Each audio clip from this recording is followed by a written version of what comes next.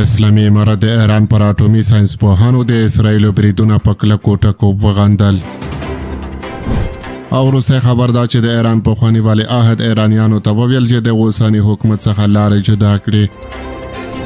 سلامونه ستړي مشئ، وخت مو په خیر. پام وکړئ د ایران ټي وي یوټیوب چینل څخه د نن ورځې 2 تازه او مهمه خبرونو ته.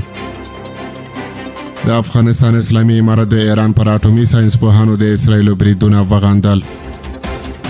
د افغانستان اسلامي امارت مرستیال بیان حمدالله فطرت په یو پیغام کې ویلي چې د اسلامي امارت مشرتابه په ایران باندې د اسرایل وروستي برید او د ایران د پوځي قومندانانو او اټومي ساينس پوهانو وژنه په کلکه غاندي.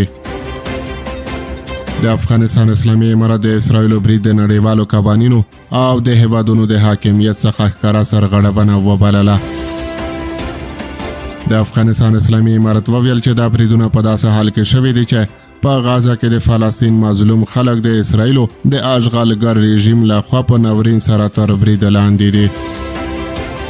د افغانستان اسلامي امارت په پیغام کې ویل شوی دی چې اسرایل د بشري او نړیوالو اصولو په پام کې نیولو پرته د تاوتریخوالي خپرولو ته دوام ورکړی دی.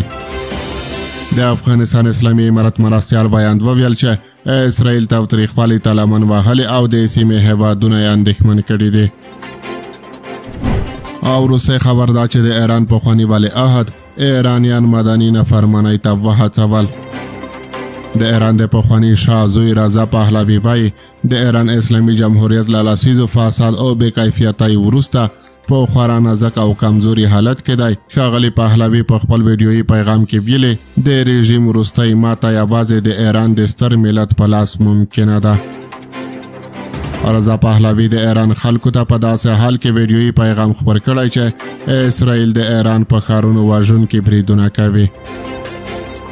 په دې ویډیویي پیغام کې هغه وایي چې هیواد ستاسو دی او د هغې پرته نیول هم ستاسو په لاس کې دي. د ایراني رژیم دغه مخالفې څېرې له امنیتي او قانون پلي کوونکو ځواکونو څخه غوښتي چې د ایران له اسلامي جمهوریت څخه لار جلا کړي.